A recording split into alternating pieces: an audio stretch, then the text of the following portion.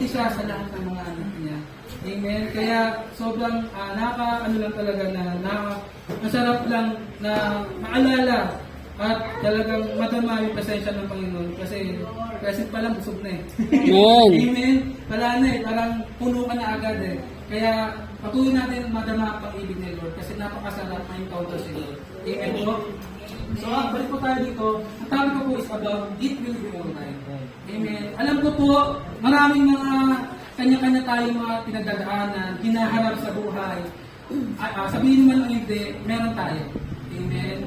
Ako, amen, ikaw, lahat tayo, amen po, ay may mga pinagdadaanan sa buhay. At naniniwala ako, amen, dumarating sa ating buhay na parang hindi mo na alam yung gagawin mo. Hindi mo na alam kung ano yung mangyayari in the tomorrow, future, amen. Kasi hindi mo hawak ang bukas. Amen. Pero sinasabi ng Panginoon sa lahat it will be alright. Maayos din yan. Amen. So, ngayon po, basa tayo. Next slide po. Sundan ko lang si Ate Elsie. Diyan ako mag-aano. So, sa foundation verse natin, amen, sabi po sa Psalms 30 verse 5, weeping may endure for a night, but joy comes in the morning. Ulitin na natin, ulit basahin natin. Weeping may endure for a night, but joy comes in the morning. So, sino nakagets? Palapakan natin si Lord. Kung nakalaman mo ang foundation verse natin. Sabi po sa Psalm, sabi doon, sa gabi, talagang minsan, talagang dumadaan na malungkot ka, mabigat, talagang bigat na ay parang hindi ka okay. Okay? Amen. Pero sabi doon, panandalian lang. Diba? Di naman, katulad sa atin, di ba ang gabi, di naman, araw-araw gabi. Diba? Sabi dito, but joy comes in the morning. So, sumisikat ang araw, kapatid. Amen. Hindi mo yung katapusan. Okay? Huwag kang mag-isip na magpapanik ka na agad. Kasi maraming mga tao, pag lumarating ang pagsubok, nagpapanik na. Amen. Ano na nangyayari katapusan na ng mundo? Hindi pa. Amen. Alam niyo po, lahat tayo, bawat panahon, may mga kanya-kanya tayong pagsubok. Iba-iba yun. Amen. At tatapos din, may expiration date din. Kaya sabi dito, isang mabuting balita, amen, sabi dito, weeping may endure in the night. Talagang minsan dumadaan tayo sa gabi. Madilim. Okay? Hindi mo alam gagawin mo. Okay? Parang feeling mo mag-isa ka kasi gabi. Diba? Parang feeling mo wala kang kasama. Pero for a while lang. Sabi mo sa katabi mo, panandalian lang. Panandalian lang. Okay? Pansamantala lang yan. Kaso maraming mga tao at iba, Kristiyano na. Okay? Tumatambay sa problema. Okay? Huwag mo tambay yung problema mo. Okay? Huwag ka dyan, mag-stay. Amen. Amen? Umalis ka dyan. Amen po? So, sabi dito, after naman ng pagsubok, ayan, hello po, maya po, after service, meron po kasi tayo jubilation. Pero, ayan, welcome po sa lahat. Ayan. So, yun. Nandito na po tayo sa kalagitnaan. Ayan, magandang hapon po sa lahat. Meron pa. Ayan. So, ano na lang, okay. So, yun. Sabi dito, after ng pagsubok, ayan, after ng problema, sabihin mo, may joy. May kakayahan. Hindi lagi puro, kalungkutan. Sabi nga, but joy comes in the morning. Sinong gusto nyo? Blessing naman. Hindi lagi problema, may blessing din. Kaya sabi nga, sumisikat din ang araw. Okay? Kaya kung isipin na, gabi na lagi sa akin, tumitigil yung gabi? Hindi. Patulad sa mundo, sumisikat, gumagabi, sumisikat. May oras. So ang problema mo, may oras na. Okay? Hindi yan katapusan. Okay? Hindi yan pangwalang hanggan. Amen? Ang ating goal at ang eternity natin ay pagpapala. Blessing, katagumpayan. Amen? Next slide po. So, yun. Yan. Sabi po dito sa 2 Kings, ayan, chapter 4, verse 86 to 27. Itong kwento na to is about yung babaeng Samaritano and si Elisha. So, bago ko yan basahin, balik tayo sa yung pisa ng kwento na yan. Summary ko lang, para maintindihan natin bakit ito sinabi. Okay, may isang mayamang babae, okay, na nakilala si Elisha, o si Prophet Elisha. And pumunta doon si Prophet Elisha sa isang bayan na yun. At yung mayamang babae, siya yung nagpapatuloy sa Prophet Elisha. At inaasikaso siya, kapag halimbawa, gusto kumain, pakakainin nila. Okay, kasi pinursig nila, kinilala nila na si Prophet Elisha ay lingkod ng Diyos. Amen. Kaya hindi nila pinabayaan ang lingkod ng Diyos. Kaya ginawa nila ng kasi every time pag pumupunta si Elisha na sa bayan na yun, every week, pumupunta siya doon at binibisita yung bayan na yun. So, ang nangyari, nagkaroon sila ng heart.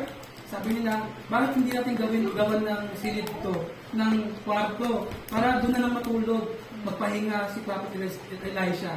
So, ngayon, talagang complete, inisikaso, talagang hindi pinabayaan ang lingkod ng Diyos. Kaya, sabi naman ng lingkod ng Diyos na si Prophet Elisha, ginawa nila na mabuting bagay. Sabi ni Prophet Elisha, sa kanyang katulong sa Gehasa, pwede po ba mahiram yung Bible? Kasi yung Bible yung Tagalog. Ayun, pero nako So, sabi ni Prophet Elisha sa kanyang katulong, kaya na, ano pwede natin magawa doon sa ginawang mabuting bagay ng babae na Samaritano, na kung ano pwede magawang tulong. At sinabi ni tanungin natin yung babae. So sabi niya doon sa babae, tawagin mo si yung babae sa Samaritano. And tinawag nila, anong gusto mong tulong? Anong pwede nang ibalik sa iyo? So pag may ginawa akong mabuting bagay, lalo sa lingkod ng Diyos, hindi papayag na walang kapalit. Amen. Kasi ang Diyos hindi siya papayag. Lalo ang mga lingkod ng Diyos.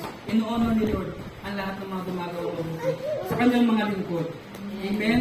Kaya praise God sa lahat po ng mga yung mga lingkod ng Diyos na talagang ina-appreciate nila. Amen. Hindi na pinapabayaan. So, sabi ng babae, wala na po, okay na po kami. So, ano pwede nang magawa?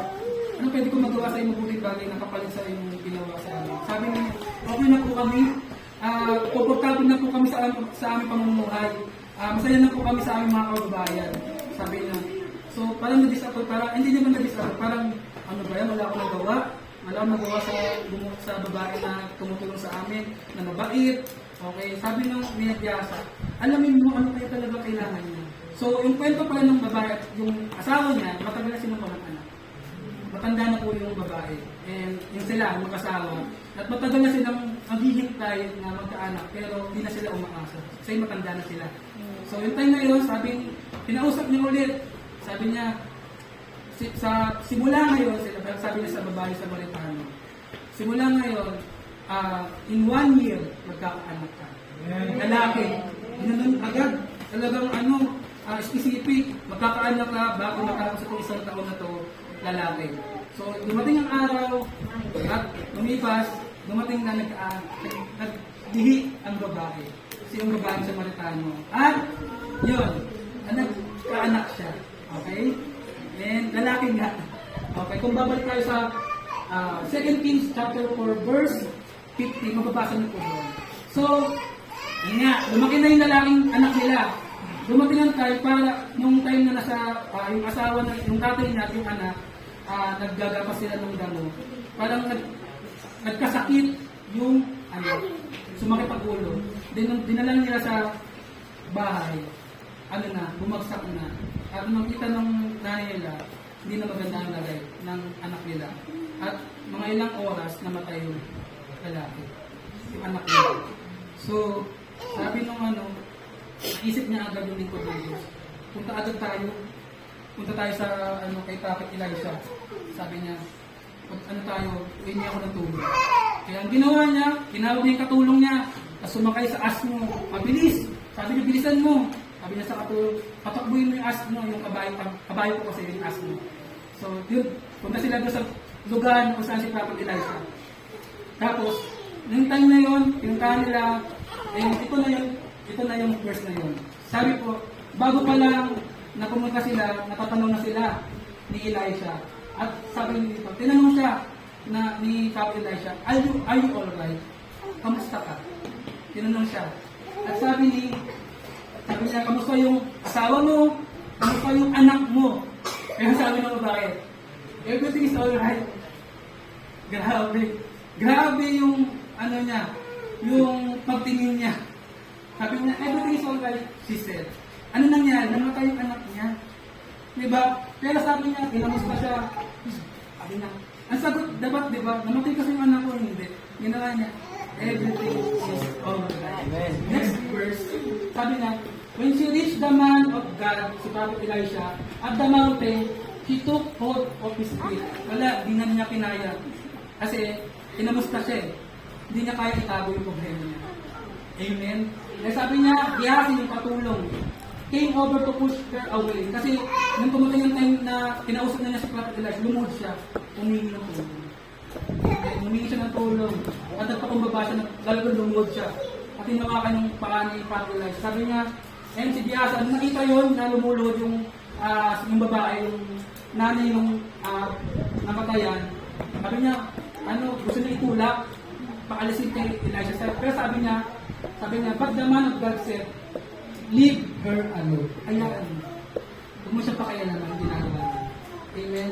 But the Lord has hidden from me and has not told me why. Amen. Kaya, alam niyo po, napakalaga po ng mga lingkod ng Diyos. Amen. Talagang, kailangan natin sa buhay, hindi tayo nag-iisa. Sabihin mo sa katabi mo, hindi ka nag-iisa. Hindi ka nag-iisa. In your journey of life, may kasama ka. Amen. Amen.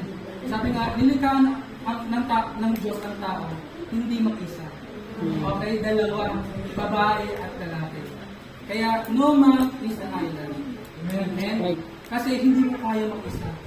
Amen po. Kaya, sabi niya, pakumaba siya, humingi siya, sabi niya, Prophet Elisha, lingkod ng Diyos, kinikilala kita. Namatay po yung anak ko. Sabi niya, sabi niya kasi, nung una na yun, ayaw na niya umasa magkaanak. Sabi niya, yung sinasabi ko, Prophet Elisha, ayoko na umasa na magkakaroon ako ng anak. Kasi ayoko dumating ang time na kukunin niya sa akin. Kasi ayaw na niya umasa na magkaanak. Pero sabi ng lingkod ng Diyos, sige, pumunta tayo doon. Dalhin mo yung tungkod ko at pumunta tayo doon. And short, isama ko na, inuntahan ni Prophet Elisha and pinag-pray yung bata. Ginawa niya, pinapon niya yung tungkod niya, pinag-pray niya, pasok, labas siya sa silid si Prophet Elisha. Then pray siya ng pray. Wala nang buhay yung lalaki. Yung anak niya, wala na, patay niya talaga. Pero nung time na nilapitan niya, okay, ginano niya yung patay, tapos dinikit niya yung mukha niya, tapos doon unti-unti umiinit na yung katawan ng lalaki. Hanggang sa palikbad na naman siya. At noong time, huminga yung bata. Dahil siya ay tinulungan ng Diyos. Amen. Amen. Kahit patay na yun, grabe, nagimala ang Diyos. Kaya, sabi ko dito, amen. Next slide po. Amen. This one is the picture. Ito yung picture na lumapit siya ni Prophet Elijah. Amen po. Na nagsusumamo. At sino sigurong nanay gagawin ng lahat para sa kanila. Amen. Lalo buhay na usapan. Amen. Pero, na-miss ako sa kanyang pananampalataya. Amen. Tinanong ko siya unang-una ni Prophet Elisha, kamusta ka? Kamusta yung ikaw? Kamusta yung asawa mo? Okay, kamusta yung anak mo? Una niya sinabi, hindi. Wala siyang sinabi na, kasi yung anak ko namatay, ganyan. Na sinabi niyang unang-una, everything is alright. Bakit kaya? Amen. Mamaya maunawaan natin. Amen. Kaya ang ginawa, next slide po, sabi dito, hindi mo kailangan soloyin ng kabigatan at mga problema mo. Meron dahil may Diyos tayo. Amen. Huwag mong soloyin, kapatid, yung mga problema na meron ka. Amen. Huwag mo siyang ilagay lang sa puso mo. Kaya maraming mga tao nagko-collapse at di na alam ang gagawin. Kasi sinisolo yung problema. Amen. Sabi dito, meron tayong Diyos. May Diyos ka kapatid. Amen. At may mga kasama ka sa buhay. Like magulang mo. Amen. Mga kapatid mo. Okay? Kasama mo sila. Hindi ka mag-isa. Amen po. At lalo, andito ang church. Amen po. Andito po ang mga lingkod ng Diyos, mga pastors niyo. And alam niyo po, nilagay ang mga pastor, ang mga lingkod ng Diyos para maging instrumento niya. Gamitin po kami sa lahat ng meron kayo. Amen po. Katulad ng ginawa ng mga babae sa Amerikano. Hindi siya nag-atubili. Marami kasi pag dumating yung problema, lalo pa, yung ganun na nangyari sa sitwasyon, namatay, nagpapanik na. Alam mo, di na alam gagawin. Nag-murmur na, nag-complain na, iba-iba na sinasabi. Pero ang ginawa ng babae, wala sa ibang ginawa. Naisip niya yung lingkod ng Diyos na at humingi ng panalangin. Napaka-makapangyarihan ng panalangin. There's a power in prayer. Lalo po sa mga lingkod na nilagay ng Diyos sa church na meron tayo. Amen po. At marami na pong testimony. Opo. Na kumilos ang Panginoon. Amen. Na like, naalala ko si Ate Nika. After service, Ate Nika, yung anak niya, Pastor, katong ginawa nito. Wala na. Na humihinga talaga. Wala na, parang nahihirapan huminga yung bata, yung anak ni Nika. Putlang-putla na, talagang 50-50 na yung nangyayari sa kanya. At wala nang hospital na tumatanggap sa kanya. Nung nakita namin, Pastora, may naawa kami, nahabag kami. Sabi namin, may magagawa ang Diyos. Amen. Wala nang pag-asa. Wala yung natanggapin ng mga hospital. Ayaw natanggapin ng lahat ng puntahan nilang hospital. Ganun po ang katotohanan. Pero pag ang Diyos, pag lumapit ka sa Kanya, tatanggapin kayo. At ano pa problema mo? Yan time na yun. Kayo, pag-pray natin sa Pastora. Pray ka ni Pastora. At hindi niya papigilan kasi meron siyang anak din na si Asha. Nakita niya yung anak. Pray namin, tiwala kami sa Panginoon. Binigyan namin kay Lord. Lord, ikaw may-ari ng buhay. Ikaw nang bahala. And short story, okay na po sa yung baby ni Nika. Amen. Pinapahan natin si Lord. Na, sa tao, wala nang pag-asa. Sa tao, parang mahirap. Pero sa Diyos, pag tumawag ka, wala nang imposible. Amen. Amen. Amen po. Kaya, lahat may story sa lahat po ng mga members sa church. Like si Mami D, sinugod. Pastor, nakomatos. Diba? Marami. Ate MJ, kapatid nyo. Diba? Alam nyo po, kasi alam nyo po, may magagawaan. Diba? Kaya, sabi dito, hindi mo kailangan suluhin. Huwag mong suluhin. Amen. Ibigay mo sa Diyos. Hindi mo yan laban. Amen. Hindi mo yan laban, kapatid. Kasama mo siya. Mahal na mahal ka niya. Ayaw niya na mahirapan ka. Amen. Kaya sabi dito, kaya tayo bibigatan sa mga problema na meron tayo kasi naiipon na. Unti-unti, hindi mo na kaya. Amen po. Kaya ang bigat na. Gusto mo na sumabog. And maraming mga tao, amen, kahit mayaman, may problema. Mayaman sila, pero nagtukumit sila na suicide. Bakit? Mayaman pa naman sila. May pera naman sila, ba't kukukumit sila na suicide? Na ganun. Because, sinusolo nila yung problema na hindi nila kaya. Amen. Kasi lahat tayo ay hindi natin kaya lahat. Amen. Hindi natin kaya lahat. Kaya nga may Diyos. Kasi siya ang may kaya. Amen po. Next slide. Sabi dito sa 2 Corinthians 12 verse 9, My grace is sufficient for you, for my power is made perfect in weakness. Sa Tagalog, next slide po. Sabi sa Tagalog, ngunit sinabi ng Panginoon sa akin, sapat na sa iyo ang aking biyaya, dahil ang kapangyarihan ko ay nakikita sa iyong kahinaan. Kaya buong galak kong ipagmamalaki ang aking mga kahinaan, nang sa ganoon ay lagi kong maranasan ang kapangyarihan ni Kristo. Amen. Di natin maranasan ang pag-ilos ng Diyos kapag wala tayong pagsubok. Kapag okay na ang lahat, di natin kailangan ng Diyos. Amen po.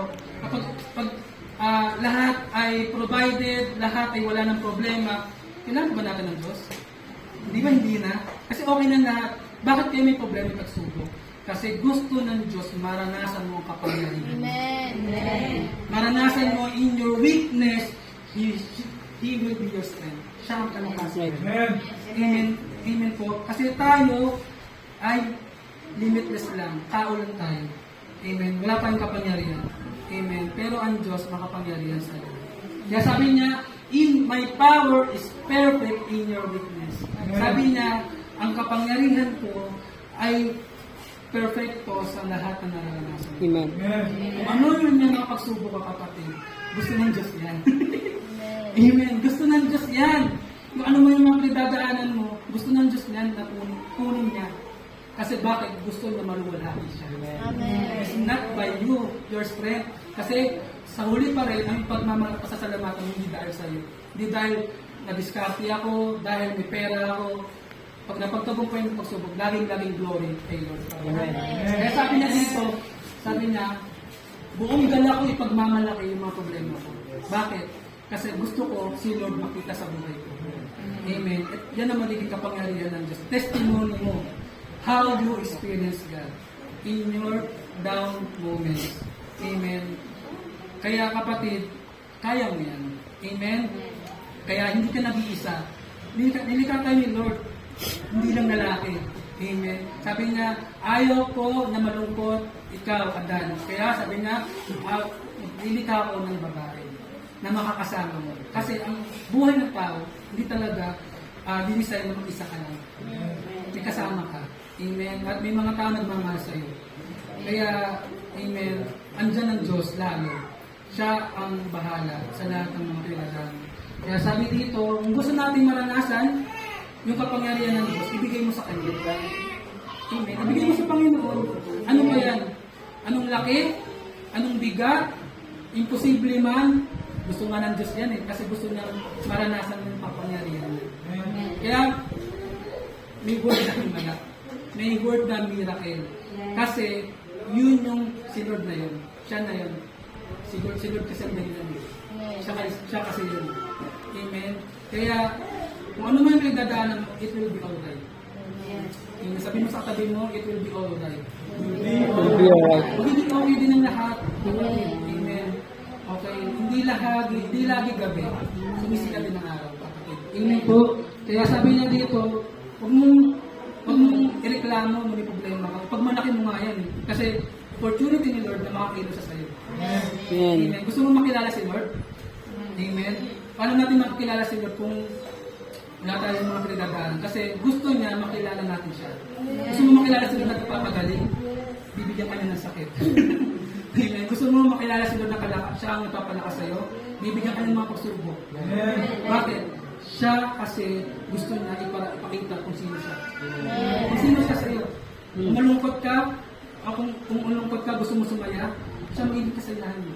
Amen. Amen po. Kung wala ka na, wala ka ng financial, gusto niya magpakilala sa iyo, siya ang Diyos na nagpo-provide. Amen. Siya nagpo-provide, susupply ng mga pangailangan. Kaya, normal na may pagsubok tayo. Bakit? Kasi para kailanganin natin ng Diyos. Babalik tayo sa Kanya. Amen. Lalapit tayo sa Kanya. Kaya may mga pagsubok tayong pinagdadaanan. Amen. Kasi hindi natin kaya, kapatid. Kahit ano natin arte na mag-act tayo na kaya ko. Strong ako. Parang matibay ako. Bibigyan ka pa rin, kapatid. Tao ka lang. Amen. At lalapit ka pa rin. In the end, Lord, surrender. Hindi ko kaya. Hindi ko kaya pa rin. Ito yung ginawa ng babae. Surrender siya. Sabi niya, Lord, binibigay ko sa iyo. Gusto ko, kayo na pong bala. Kayo na pong kumilos. Kayo na pong mag-control sa lahat ng pinagdadaanan ko. Kaya, kung ano man pinagdadaanan mo, kapatid, may purpose yun sa iyo. Kasi gusto niya makilala mo siya. Amen? Siya ang bubuo sa iyo. Kung gusto mo parang nagulongin ka, kulang ka, siya ang sasatisfy sa iyo because Jesus is enough. Amen po. Enough ang Panginoon sa buhay. Siya lang ang kailangan natin. Amen. Next slide po. Kaya sabi po dito, yung ginawa ng babae, sabi dito, act of worship, come to Jesus with a worship spirit and humble heart. Amen. Kailangan ko kasi ibaba mo yung pride mo. Amen. Huwag kang tumingin sa sarili mo. Huwag kang tumingin sa kakayanan mo. Kailangan magpakumbaba. Amen. Humble mo lang yung heart mo. Kasi talagang hindi ka talaga makakalaban sa Diyos kung may pride ka. At iniisip mo na, kaya ko naman, okay naman ako. Pero sa totoo, alam ng Diyos, hindi ka okay. Amen. Sa totoo, alam ng Diyos sa puso natin, kapatid. Alam niya. Siya nakapag-search ng puso natin. He knows your heart, kapatid. Kaya sabi niya, kahit anong deny natin, anong tago natin, alam ng Diyos ang ganda ng puso mo. Amen. Nasasabihin niya na, hindi ka okay. May problema ka, at ayaw mong ibigay sa akin yan, at hindi ka lumalapit. Kaya sabi dito, act of worship, pumunta ka kay Lord na may pagsamba. Amen. Na worship spirit, na bumalapit ka sa Diyos, at dinideklara mo kung sino siya sa'yo. Amen. Amen. Siya nag-iingat sa'yo. Kaya Lord, pumunta ako sa ikaw ang Diyos na tagapagligtas ko. Siya, ikaw ang Diyos na provider ko. Ikaw ang Diyos na mabuti. Ikaw ang Diyos na hindi nagbabago. Kaya once na you worship God, amen, pupunta ka, nag-worship ka kay Lord, hinahanap mo ang mukha niya, dinideklara mo kung sino siya. Amen. Dinideklara mo who is God to you. Amen. Because yun din ang magpapaalala sa, oo nga, siya pala yun. Siya pala ang Diyos ng mga Diyos at hari ng mga hari. Amen. Siya ang lumikha pala sa akin. Siya ang buhay. Amen. Kaya masasabi mo na, Lord, I will worship you because you are God. Ikaw ay Diyos. Amen. Ikaw ang Panginoon. Ikaw ang makapangyarihan. Kaya makakapag-worship ka sa Panginoon. Amen po. Next slide. Kaya sa ito, hindi natin kaya ang lahat. Aminin mo muna sa Diyos. Kung gusto mo talagang maibigay sa Panginoon, aminin mo muna. You need to admit na hindi mo kaya. Amen. Like yung babae Samaritan, talagang inamin niya na hindi ko kaya. Wala akong magagawa. Kaya kapatid, lahat tayo ay pantay-pantay tao ng tayo. Pero meron tayong mabuting Diyos. At nangangaraga niya. Ayaw niya ikaw maranasan mo at mahirapan ka at ganyan ang buhay mo. Gusto niya pasaganain ka, kapatid. Gusto ka niya pagalingin.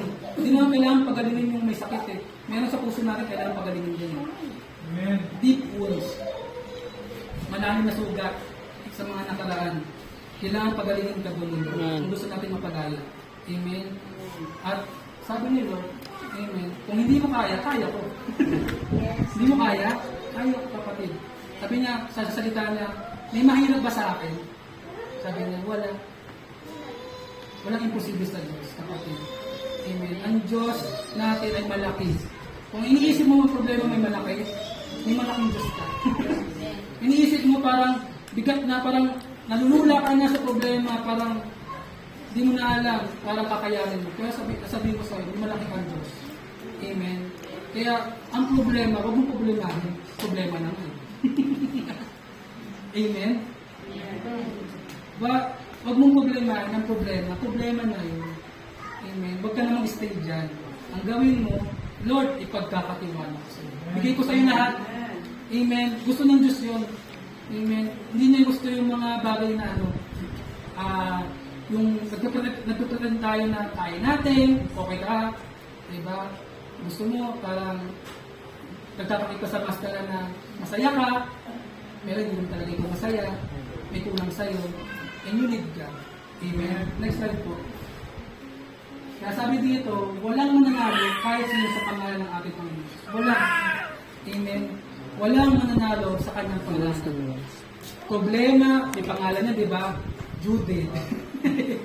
Bills. Amen. Ano pa? Utang. May pangalan, di ba? May pangalan.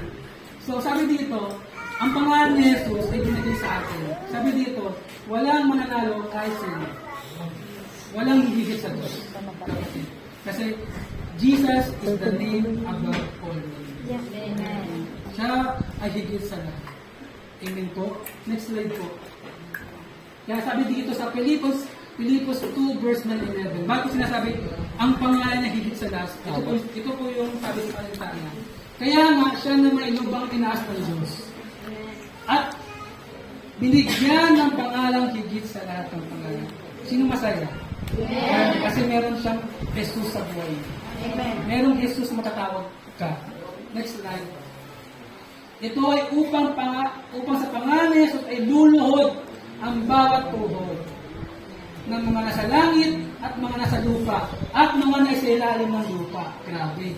Ito ay upang ipahayag ng bawat dila na si Kristo ang Panginoon sa ikaluluwalhati ng Diyos. Amen.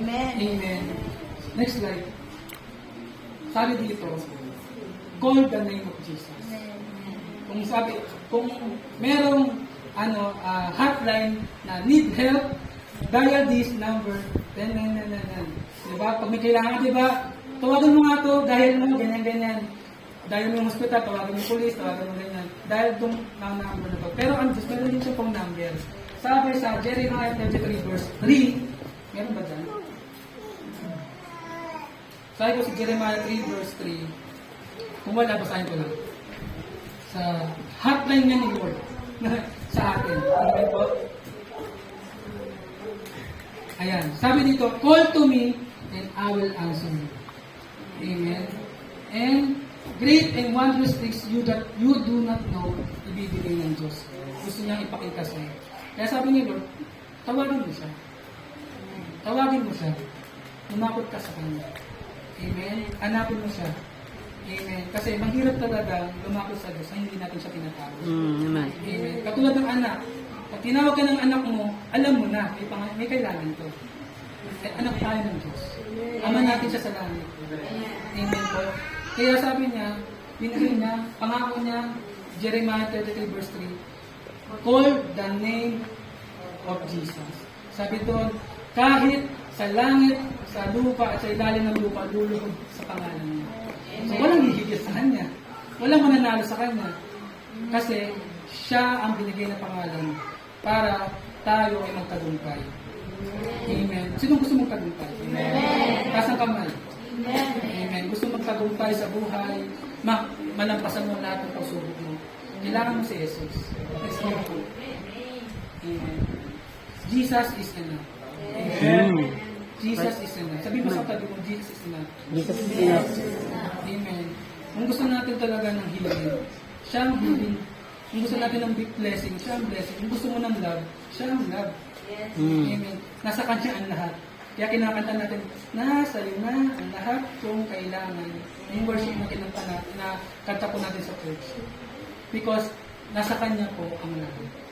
Amen. Right. Ang lahat ng kailangan mo. Amen. Kung may something na kailangan mo ayusin at baguhin, parang wala ka ng pag-asa, may pag-asa ka pa kapatid. Kala mo hindi ka na mababago, kala mo parang wala nang mangyayari sa buhay mo. Ang Diyos gusto niya kumilos sa buhay mo. Amen po. Gusto niya magpakilala sa iyo. And sabi niya dito, si Jesus ay sapat niya. Amen. Sa lahat. Alam natin maraming mga balita sa mundo na iba-iba na. Pero sabi dito, sa kanyang salita, kaya ang pangalan ng church na Jesus the Gospel. Ang Tagalog ng Jesus the Gospel, pangalan ng church natin, si Jesus ang mabuting balita. Gusto mo na mabuting balita? Salita niya, si Jesus ang mabuti. Wala sa labas, marinig mo, patayan. Negative na balita. Di ba? Di ba na ayaw mo nun? Ako, gusto ko mabuting balita lagi. Gusto ko good news. Gusto ko magaganda nangyayari sa akin. And you need Jesus. Because siya na talaga mabuting balita. Amen? Sa salita na siya ang binigay ng Panginoon Jesus. Kaya, anuman ang kagagaanan mo, Jesus is enough. Sapat na si Jesus. Huwag ka nang tumingin sa kaliwat kanan. Umasa sa tao, mag-fail ka lang. Mabibigo ka lang kapatid, umasa ka sa tao, umasa ka sa pangako ng presidente, mabibigo ka din. Alam mo po, ang tao, pag nangako ng 10, 11 hindi matutupad. Amen. Pero alam niyo po si Jesus, diba? Nangako siya, pag siya ay nangako, ang ginawa, nagpapako siya para matupad yung pangako. Amen. Nagpapako, pinrove niya. Gusto mo matupad ko yung pangako ko sa'yo? Ginawa ko sa krus ng Kalbaryo, pinako ako. Para sabihin ko sa'yo na gusto kong gawin yung pangako ko sa'yo. Napapalain kita, gusto ko kitang pasaganain, amen. Gusto ko kitang makilala mo ako, amen, sa buhay mo. Because Jesus is enough. Next slide. Kaya, Jesus is all we need. Siya lang, maintindihan mo at tanggapin ng buhay mo, ng puso mo, na siya lang kailangan. Amen. Kasi, sa mundo, amen, mabibigo ka, kapatid. Sa trabaho, mabibigo ka. Amen. Kahit nga sa, nag-aaway na mag-asawa, di ba? Nagpipil din, di ba? Hindi perfect. So, walang perfect. only Jesus is perfect. Amen? Because He is God. Kaya siya lang kailangan natin.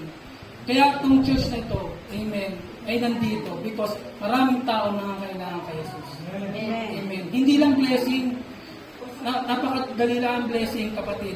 Napakaliit lang ng blessing.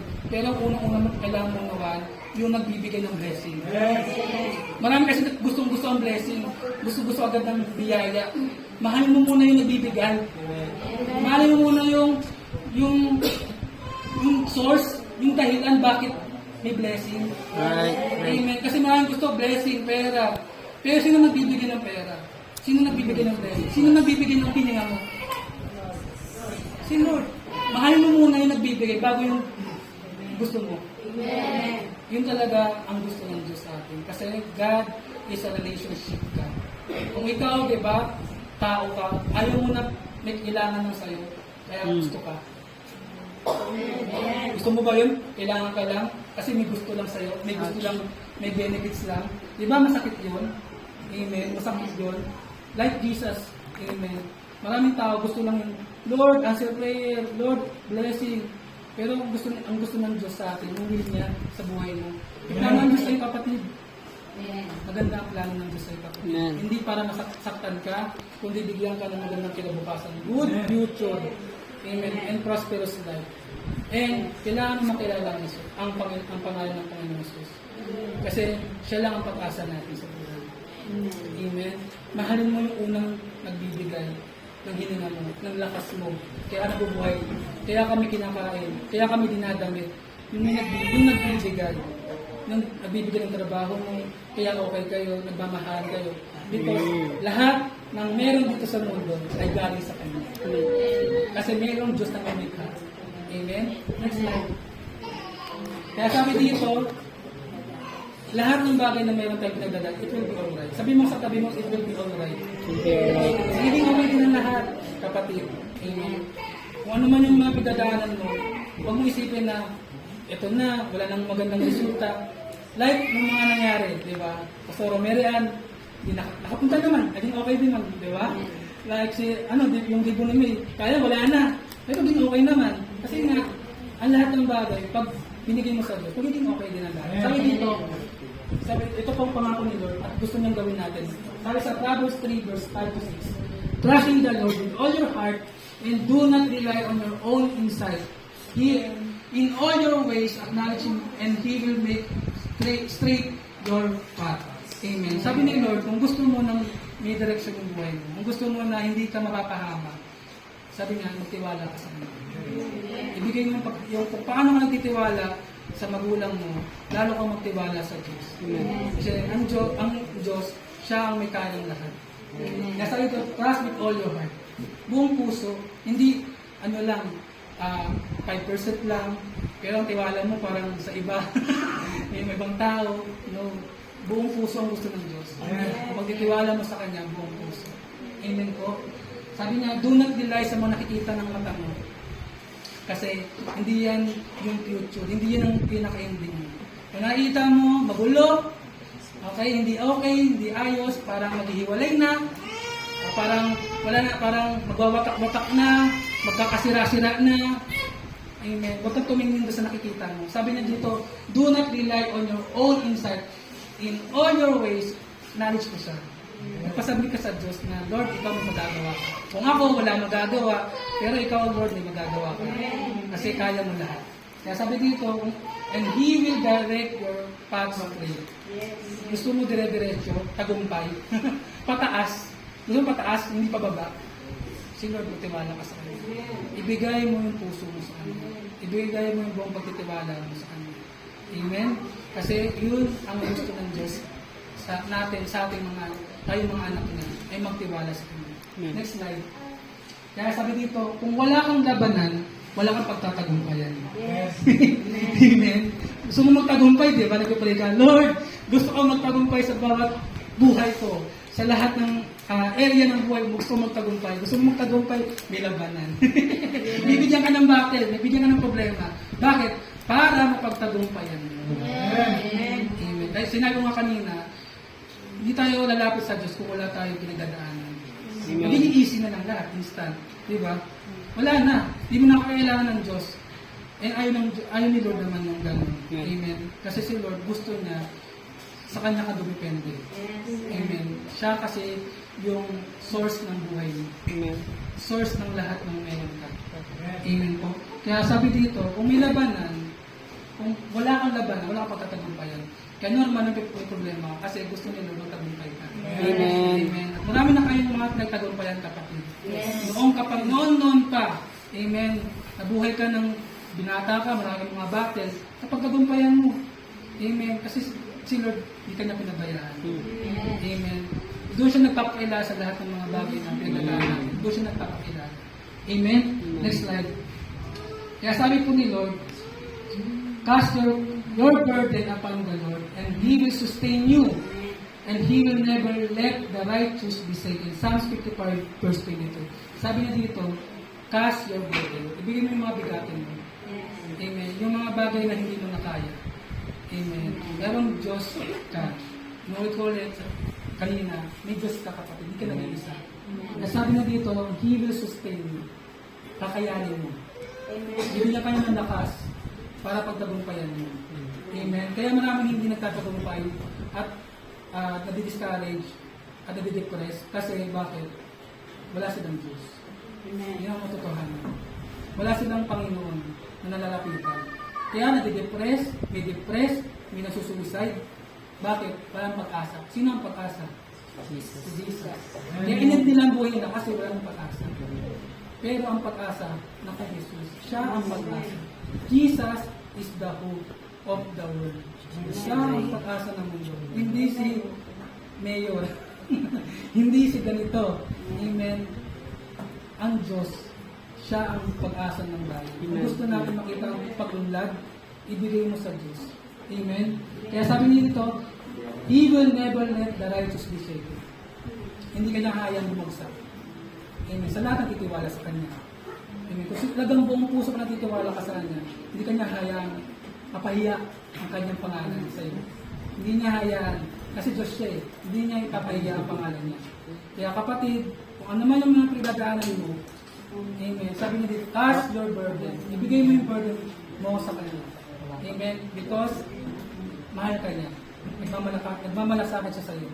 And matapos ang matapos, next slide po. Ayan. Ulitin ko ulit yung foundation verse. Amen. Weeping may endure for a night, but joy comes in the morning. Merong gabi, may araw. Amen. Sumisikat din ang araw, kapatid. Kung mo isipin na gabi, lagi may gabi. May araw, kapatid. At ang araw ay nagsisimbolo ng pag-asa. Amen. Kaya kung ano man ang pinagdadaan ng kapatid, amen, meron kang Diyos. It will be all right. Amen. Hindi ka nag-iisa.